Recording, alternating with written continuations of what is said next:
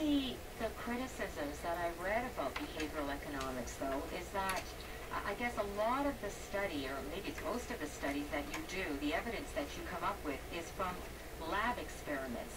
How do you know that what you see in the lab is going to be the same response that you get in real life? Well, you don't know, but that's why you go to the field.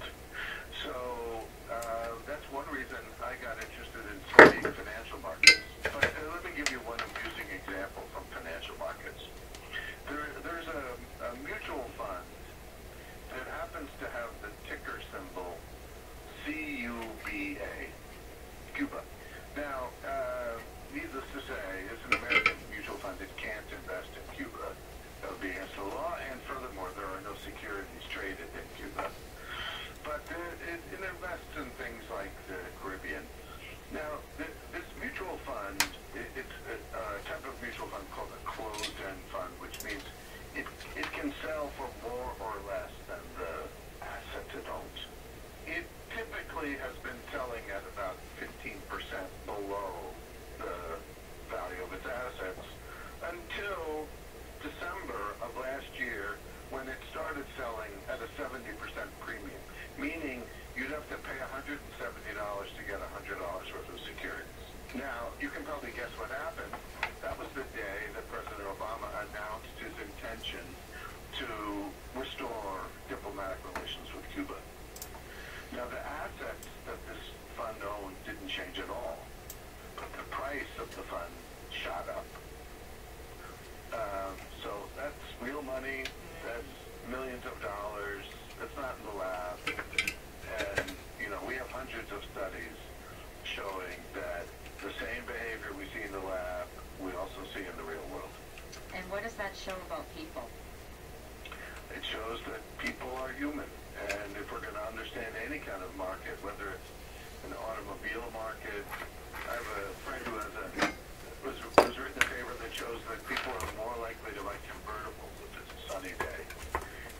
You're going to own that car for, you know, a long time, and the weather on the day you buy it shouldn't be a big influence, but it is.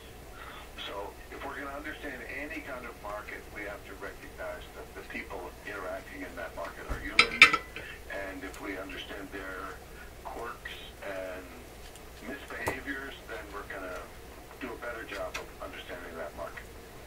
Could behavioral economics have predicted the crash in 2007-8? Well, my fellow behavioral economist, Robert Schiller, did warn that house prices were dangerously high and likely to fall. So, to some extent, yes. Although I don't think any economist was able to look at how bad it would be, because nobody really understood how much leverage there was. The scene we started with me and Selena, what's going on in the background is people are making bets on whether Selena's going to win her next hand. And that was meant to be a metaphor for what was going on in the lead up to the financial crisis, which is people were making bets on other people's bets. And then when that unwound, we had a crisis. Well, what does behavioral economics say now? I mean, we've heard... I just love it to hear about how crazy we are as people. Why? We think we're super rational, but man, the monkeys are running the world. Just a bunch of primates running this planet. And it's not going so well. Wonder why? Okay. Actually, you know what? It is going well. Contrary to everything we hear all the time thrown at us over the media, which needs sensational stories to get us to watch it, if they actually showed us what's really going on in the world, it is really, really boring. And just to give you another example, a number I always like to kick out, yesterday, roughly 160,000 people died in this world. 160,000. That's a huge number. We're going to hear about 10, 20, 50 of them on the news.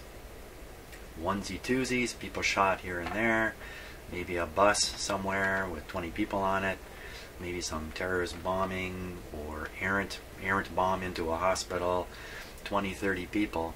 We're not going to hear about the other 159,950 people. We're not going to hear about it because it's actually pretty boring. So we don't really hear the news. We hear a bunch of stories the news entertainer people put on our TVs to fill the gap between the advertisements. That's it. That's modern news. Do I sound frustrated and upset? Yes, I am. That's why I love my CBC. No advertising. No advertisers to kowtow to. Just journalists nervously plying their trade. That's how I see it. Okay. We're ready to turn this guy on. You saw me put in the capacitor, the resistors here. There's a chance this guy's going to work. There's another chance something kind of ugly is going to happen here. There's always that chance. Now I wired this right in. I turn the set on. It's going to come on. Right now we are set for this voltage to not make it to this tube. In other words, we're turned on to phono, which is maybe a good starting point. That'll also keep the radio signal that's coming out of the radio heading for the amplifier from making it there, in case there's something weird going on there.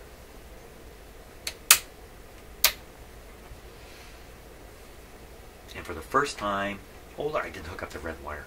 Okay, hold on, everybody, slow down, cut back, ease off. I didn't hook up the red wire. Should I hook up the red wire, or should I? Yeah, come on, let's hook up the red wire. Let's hook it up. I'm hooking it up. I'm hooking it up for I listen to more on the radio while I do it. Bah, it's music. Can't listen to that. Can't listen to that or I'll get a copyright hit. So, okay, you'll have to listen to me talk. I learn a pile of stuff from the CBC programs. Piles and piles. And I used to love listening to NPR. NPR is similar in a way. It's not a wholly government-funded service in the States, but it is independent of advertising to a fair degree. Not so much anymore, if I understand it right. But there are journalists in NPR doing everything they can to be professional journalists and trying to be proud of it. Boy, we undervalue that so much today. We're so caught up in entertainment. We want everything to entertain us every moment. Let's get the Twitter going. It's really entertaining. Why is Twitter so entertaining? You know why? It's the news effect. People want to hear the news. Now, what is the news? Okay, going back 3,000 years ago, the news would have been there's a tiger in town. There's a tiger in the bush. You know, that local tribe, the ones that keep coming over and killing our people, they're over there again. That's the news. It's life-threatening. You better hear about it. You better know about it. You better understand it. And you don't hear a lot of it.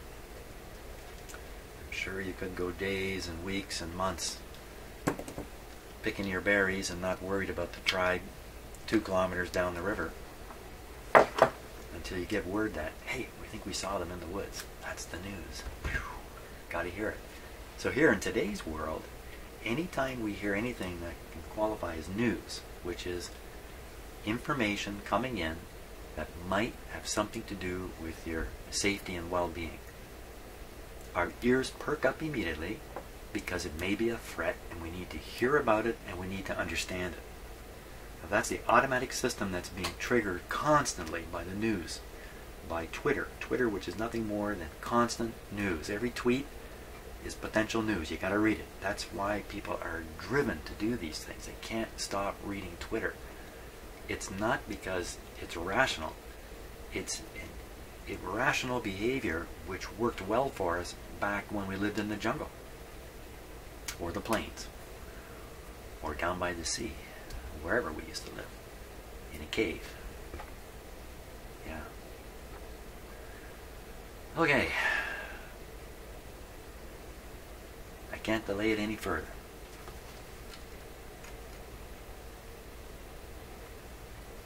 Yes, I can. Yes, I can. I'm talking away. Did I forget to solder this? I thought I soldered it. What did I solder? Wasn't I just winging a soldering iron in here?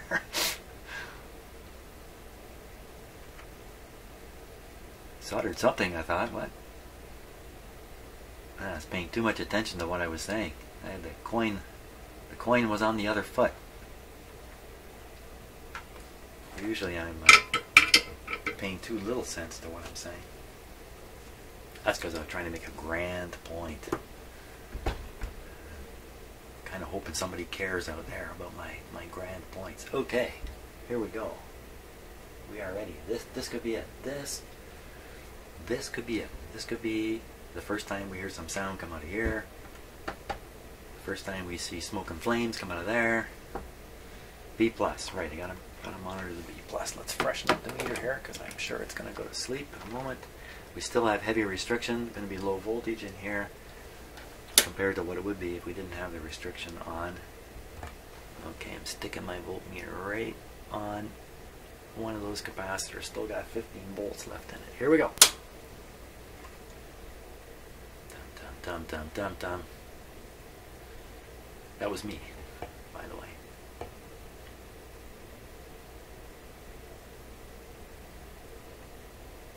I shouldn't be looking here. As soon as it starts moving. Come on. What's up here? What's going on? What's happening? What's not at? Oh, took my eye off the ball there. I'm listening. 215 there. 199 there. Plate voltage. Screen voltage. No voltage there. It's good. Now. Oh yeah, up here. Screen voltage. No voltage. Perfect. Should I throw that switch? I think I'm going to cut the power, throw the switch, and turn the power back on. I'm more comfortable operating the power switch up on my panel than I am holding on to this switch. So, power off, switch over, volume is down, power back on. Check the voltage. Not bad. We're supposed to be in around 100 here. Of course, we're on low supply voltage, so if we put full voltage, this would probably rise to 100. Not bad. This guy, he's getting everything the radio's got. 120, a little lower now, probably because of the increased current here going into there. See, I'm getting excited. That's the kind of stuff that can lead to an accident if it happens at the wrong moment. So, we're not hearing anything. Not hearing anything. Let's turn it up. You bugger. It's nothing. Okay, audio test. I'll try to touch the grid on the output tube. One of these is going to be the grid. I don't like it. Nothing. We're getting nothing. Nothing. Okay, so audio from the radio is here.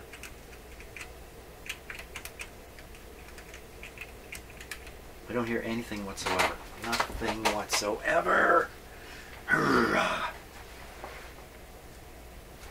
Appears to be nothing going on in here. What's going on over here?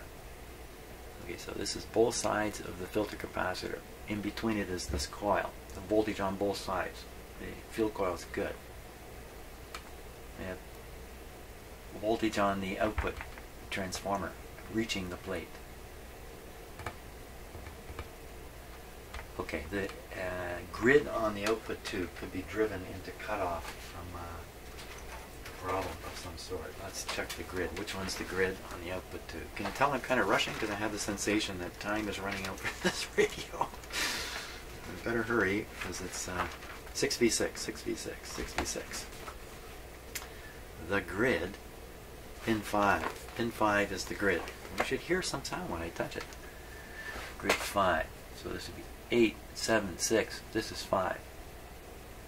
Right where this capacitor connects there. Where's it coming from? I don't seem to see any voltage on this grid.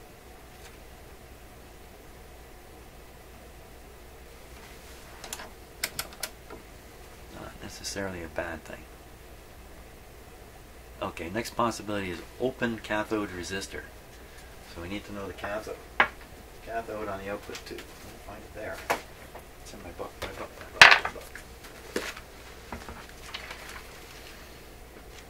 Should have left this open. 6V6. Cathode, pin 8. Pin 8, pin 8, pin 8, pin 8, pin 8. Pin 8 should show no voltage. Oh, look at that. Look at that. What do we do when I sit in there? How does that get there? How do you end up like 200? It's 0.2, 0.2, 0.2, 0.2, 0.2, 0.2. Come on. Don't go crazy here. 0.2 volts. Okay, we'll read that to the cathode. We'll read that to the grid rather. From the cathode, 1, 2, 3, 8, 7, 6, 5. What am I doing here? I think I'm getting confused. 5 was the grid, wasn't it? Cathode is 8. Okay, so cathode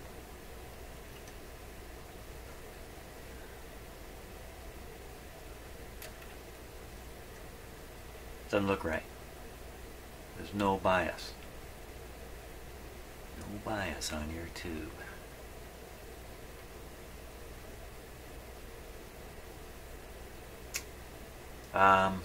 Okay, so where's the cathode resistor anyway?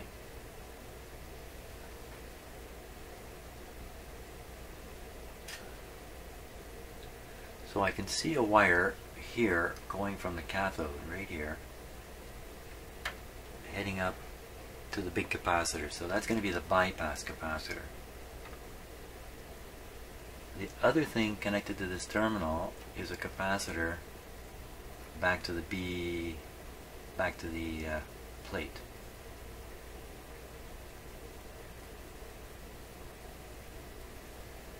So where's the resistor? Shouldn't there be a cathode resistor there? Don't forget it's switched on. It's switched on. There's no panel lights. There's no sound. Wow, it's easy for me to forget. I need like a rotating red light going on in here. So cathode on this tube. K. Where's the K? Wow. There's the K. Right there. And look, you can see it's just right to ground. This one's done differently. This one has it develops some kind of bias with the tube, with the cathode grounded. More commonly, they use a cathode resistor. With the bypass capacitor connection, there must be a cathode resistor, and it appears to be just missing. Missing. Come on, it can't be missing. It must be hidden. Oh, I think I see it. I think I see it right up here. I think I do see it. Now, what did I read? Cathode to ground voltage. Cathode to ground voltage. Cathode to ground voltage is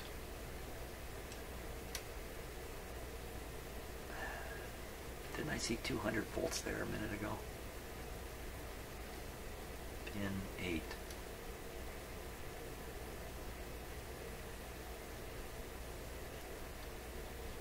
What's happened? I thought I saw a huge voltage there. I've confused myself. I think I'm just confused. No cathode resistor.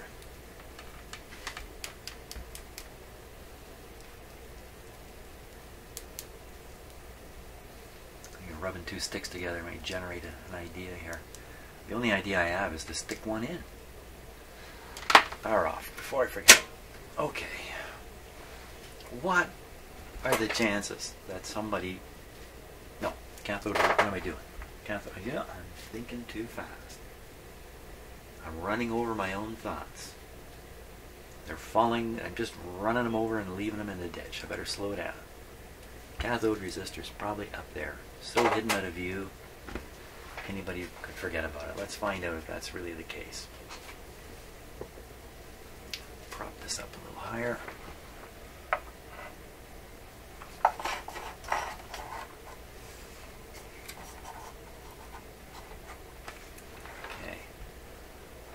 at. It's a big one hidden way up there.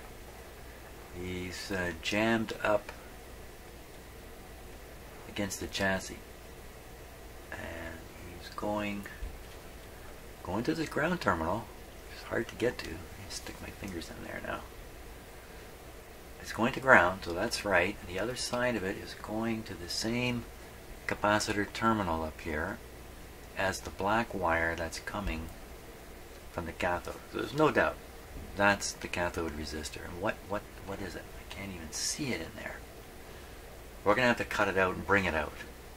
Bring it out and give it a talking to. Bad little cathode resistor. I gotta just cut them out of there because I can't do anything with it in there. Or can I? You know what? I can test it. I'm sure I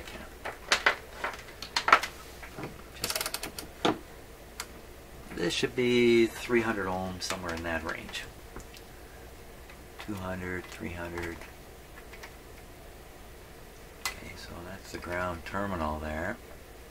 Make sure I get in on it. And this is the other side of the resistor. 540. Well, that's not the end of the world. How can it be 540 ohms there and me see no voltage between the chassis and the cathode? The only way would be no current going through the tube. No current through the tube.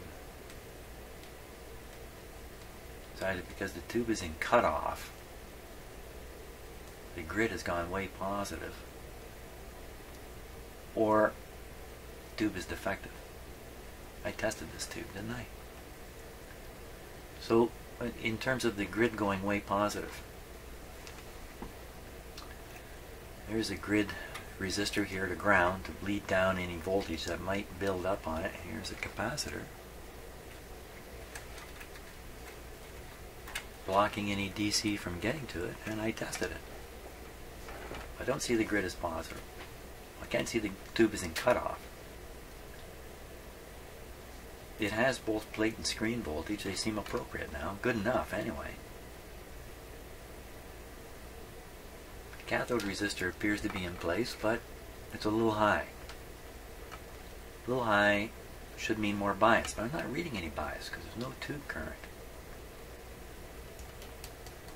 I made my tests incorrectly and I should repeat them. I think that sounds like the best idea right there. Nothing bad was happening while the set was operating, so I don't have to panic over that. So we'll look at the voltage drop across the cathode resistor and see what it gives us. Okay, first let's see if the B plus has arrived. Ooh, not like that. Not like that.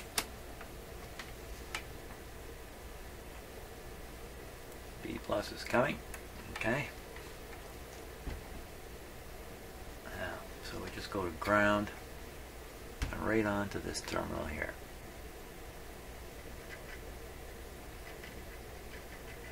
Now you know what else? In this radio, the output tube just doesn't seem to be gripped by the socket. What are the chances that okay, let's try something. I'm going to try to read the voltage between the socket grip part and the pin that's inside it. There should be no voltage, of course. These things should be connected right together. Okay, so this would be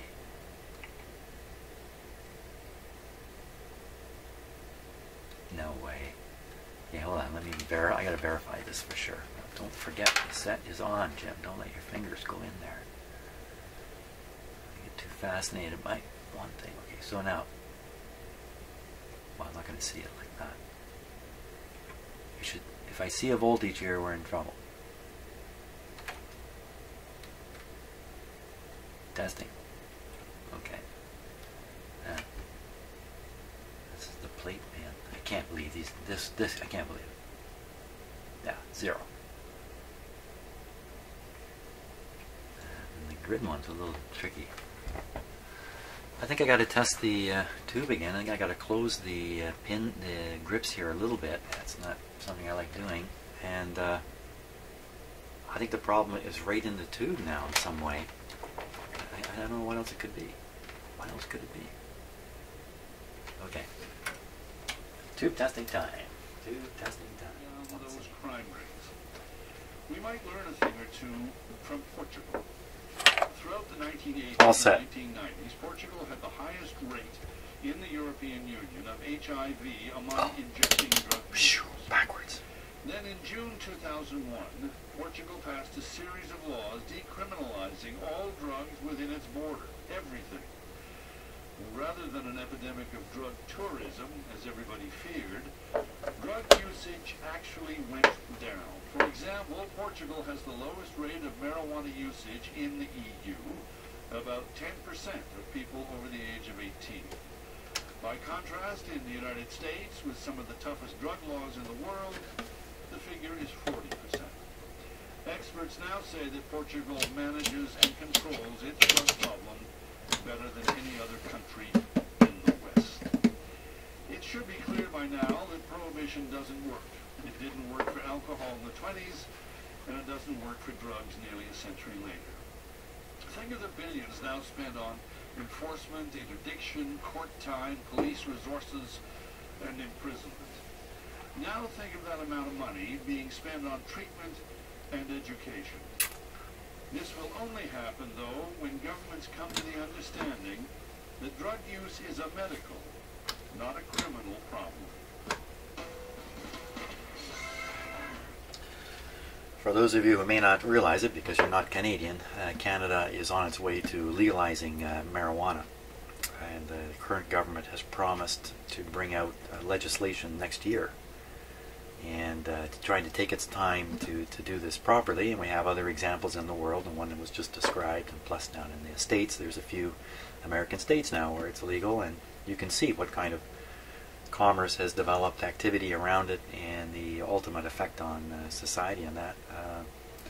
Canadians are ready for this. I don't think any of us are concerned that the world will end, because let's face it, the marijuana spigot is wide open in this country right now anyway.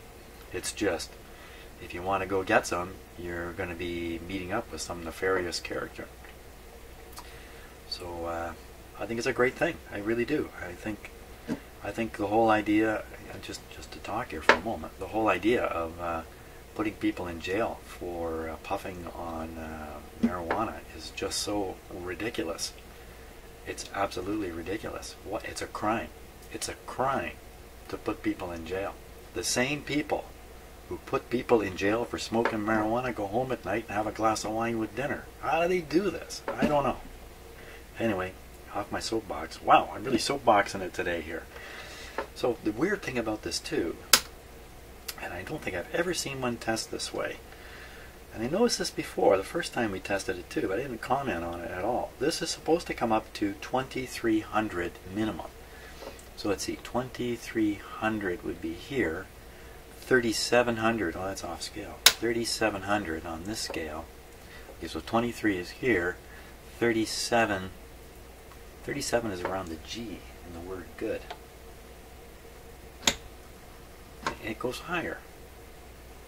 It goes up around 40, 45. What's that mean? This is a really good tube, or there's something wrong with it? Dum dum dum. So, time for another 6v6. Boy, I had 3 or 4 laying around here in my shop. I just put them away. I'll have to go get them. So I think we'll try a different we'll try a different tube. I don't know what else to do. Time for a new tube. Okay, another 6v6 in here. Let's see how it compares. Oh, it's getting up in the same range, isn't it? It's still warming up. You see the pointer slowly going up.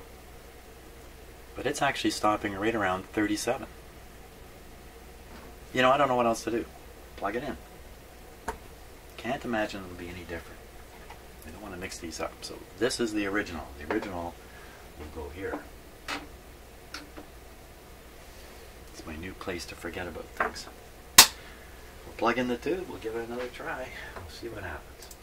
Okay, just to harp on the marijuana thing a little bit further here in Canada. When I was going to college back in the second half of the 70s, a report came out in Canada called the Ledane Commission.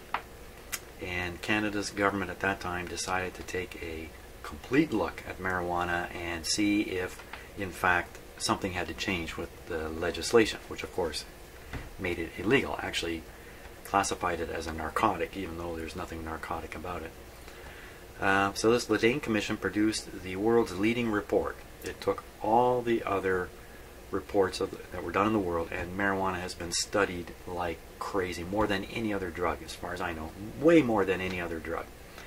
Long-term, everything. So it took all those studies, analyzed them, and also prepared studies of its own. The Ledane Commission was a book about that thick. I read that book. I read through that book. I didn't read it front to back. I read through it.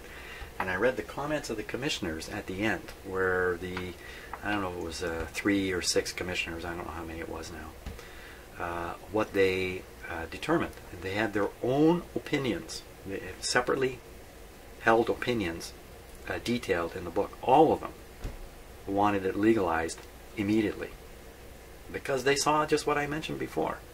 Putting people in jail for it is the crime. The jail is the crime. Society's committing a crime against people who are hurting nobody.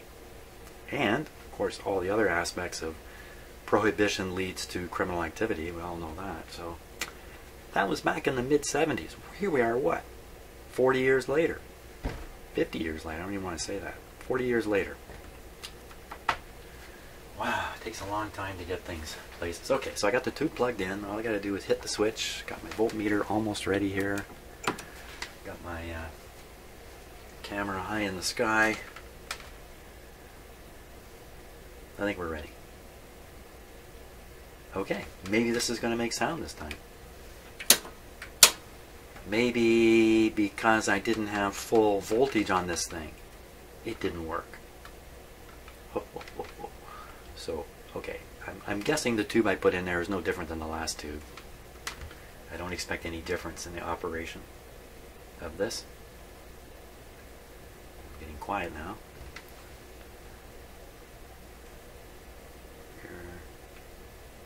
Here comes Mr. B+.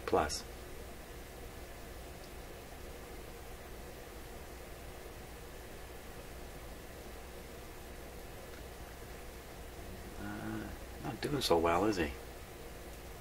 It's a far cry from the 600 I used to see on here. Now I still have a heavy restriction on. See, its own current draw is pulling down the voltage. So the radio's coming to life, but that's a really low B+. That's too low. So my options: I'll reduce the restriction by screwing in the other light bulb up on my dim bulb, because for now ain't nothing happening. Wow, that's just stone cold silent. I really expect this thing to be making some kind of sound. And I've checked the continuity on the speaker over here, and it seemed to be okay, but maybe we need to take another look at this. Okay, so for now we'll assume the speaker's still okay. Something's going on over here. Super stupidly low B+. Maybe that's what we got. What do we actually got? We got 82 on the plate of the output tube. That's really, really low. And what do we got left for the screen?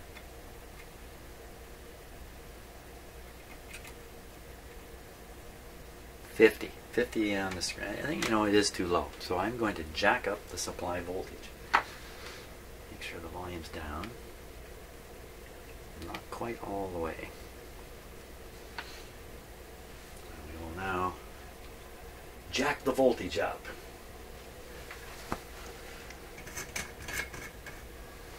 She's going up. How's it going up? What's going on? Quick, what's happening? 300.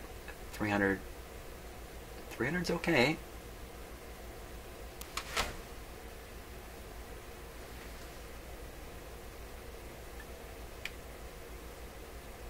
Come on, baby, make some noise. I heard that. We have noise. It's not the kind of noise I really want. 230 going into the output transformer. That sounds okay.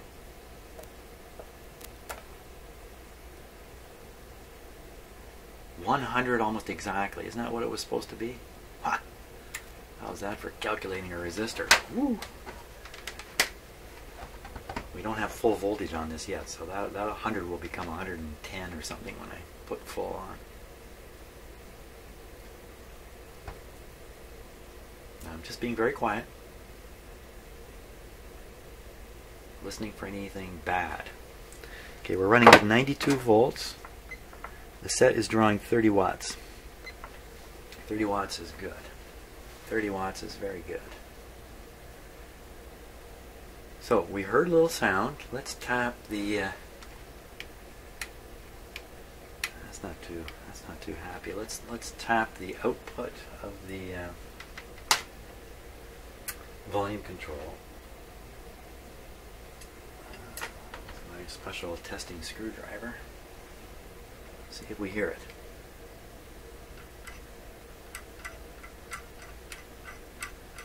I don't hear much of anything.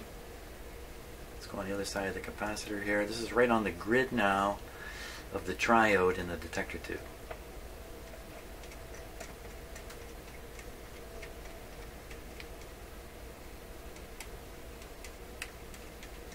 It's weird. I heard something for a moment there. Okay, what's the grid voltage on that tube? Grid voltage on the... You can hear the hum now. Okay, minus 0.7. That's probably fine.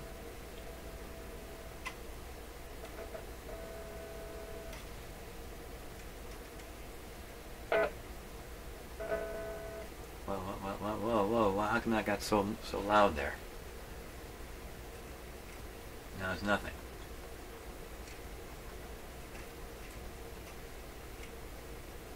What happened there? What happened there? I mean, it was making that nice hum.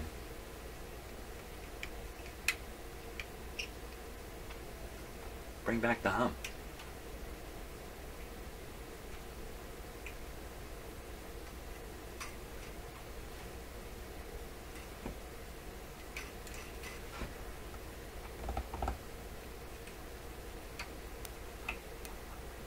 Ooh, okay. Wow, that's kind of weird. We got something, then it disappeared. Okay, on to the grid of the output tube. We'll just get really close here. Grid of the output tube. That was pin number 5, wasn't it? 8765. This one. No sound.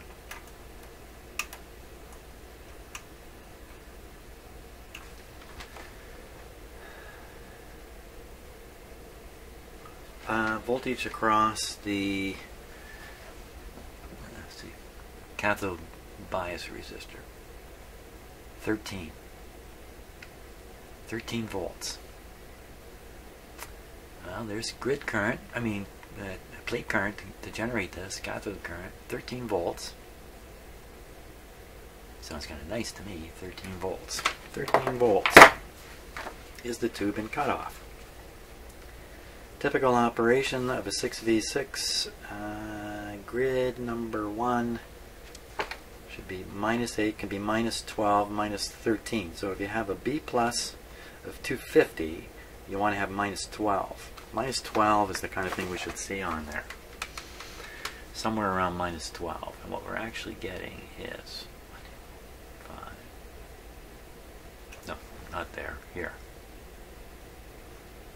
Well, you know, that's pretty darn close, eh? Although, if I were to put full voltage on here, this would be too high. This would go up to -17 or something like that. I know it says positive on the meter, but it's actually negative.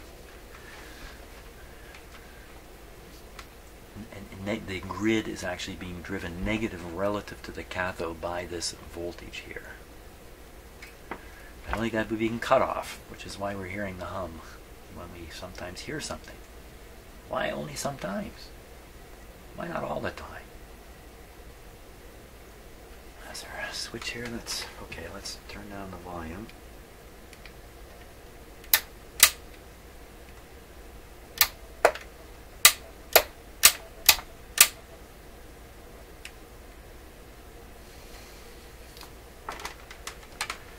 Come on, back on the grid of the output tube. See, I would expect that to hum a little bit. Let's take my special hum device here.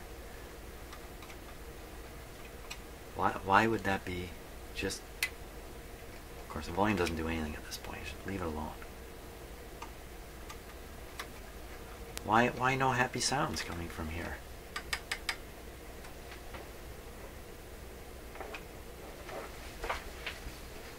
Okay, hold on a second. There's something funny going on here. Hold on a second.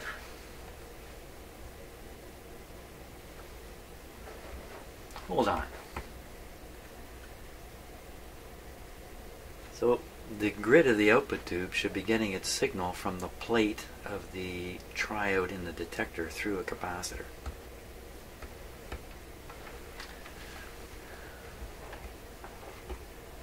Yeah, you know what, that actually does make some sense. But what's that plate voltage on that? I look like I got short suddenly? Yes, occasionally I just suddenly lose 3 feet of height here. Way up back here. What's that? That's interesting. You hear it. But you can't hear it. I can't hear it on the grid side. What? I can hear it on the detector plate side of the triode, but not on the grid side. What is this capacitor here anyway? 100 nano, I think is what it says there. 100 N. Is that what that is? 100 N would be 0.1. That's a biggie. That's a biggie. Okay, so here we got 233 on the other side of the resistor that ties from the screen here. The other side of the resistor, we got all of 70 volts.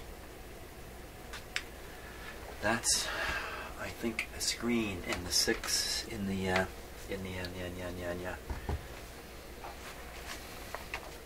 6SQ7. I gotta memorize this kind of stuff. 6SQ7. What kind of tube is that anyway? 6SQ7. It's just a triode. Of course, it's just a triode. What am I doing? Triode and a couple of diodes. I'm losing my head, that's what I'm doing. So out of the plate of the triode only has, how many volts did I say? And we're running this set now with a significant voltage. 80% of line is around 90. Well, I can see right here, 92. 92 volts. So we're not really short on supply voltage anymore.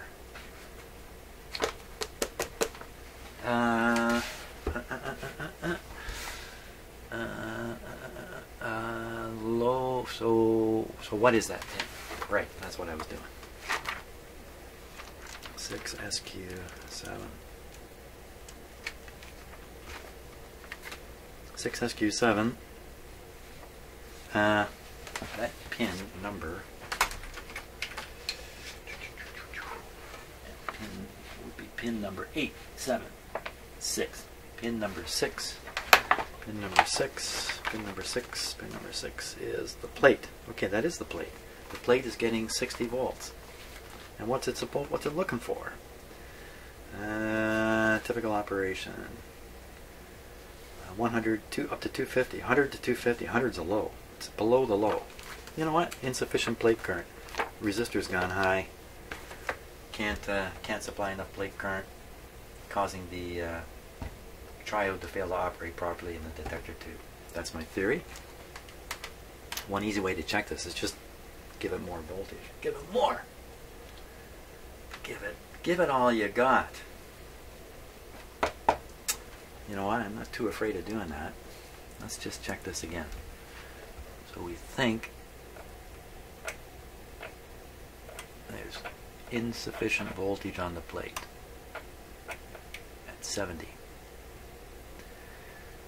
I'm thinking it's insufficient because of the resistor. The hidden away resistor, whose colors we probably can't really see. Let's take a look.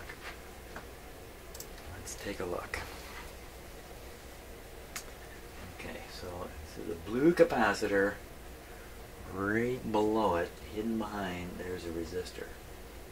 Don't short anything out with the camera. And it looks like yellow third band. So it looks to me like red, yellow. That's what I would make of that. Red, yellow is like 2.2, it's 220K, I think. Red, yellow, 220K. Power off. Power's off. 220K. Is that right?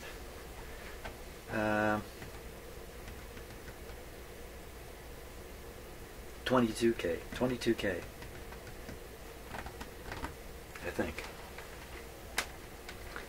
I think that's what it should be. Okay, any voltage left on it? Any straggling voltage here? Oh, I see I'm getting in my own video here. There ain't no voltage on it. Well, there was a puny amount. Let's pretend it's not there. 22K, huh? Really? This reading might not work from voltage remaining here. Let's see.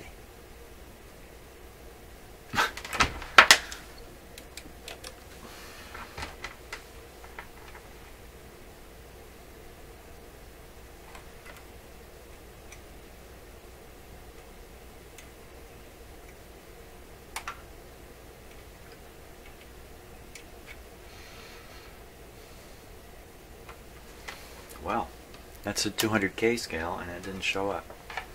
Now we're on the 2 meg scale here.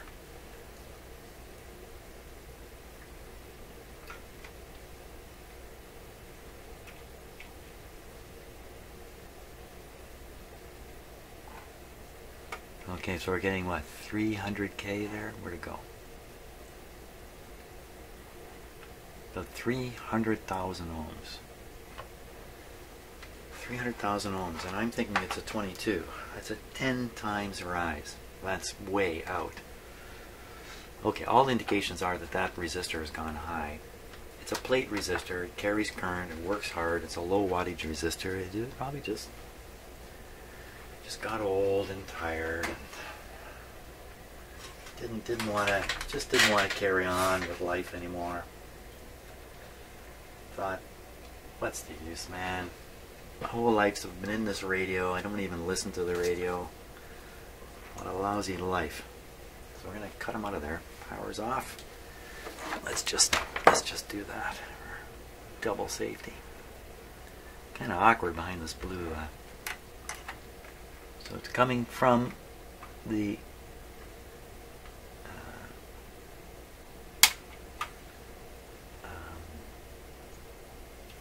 spit it out, Joe. The screen terminal of the output tube to the plate terminal. Make sure I cut only one wire here. There he goes. Let's get him out. There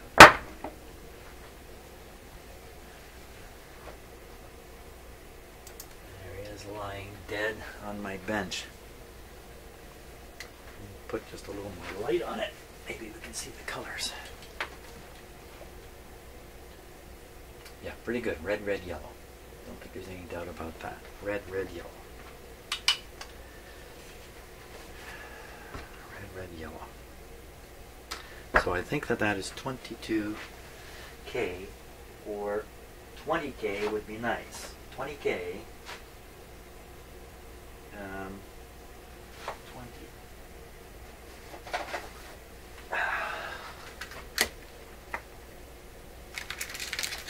dig out a 20K from there.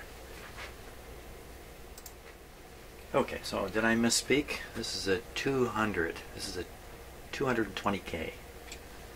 I've got a 200K to go in there. I'll stick that guy in there and see what happens, I guess.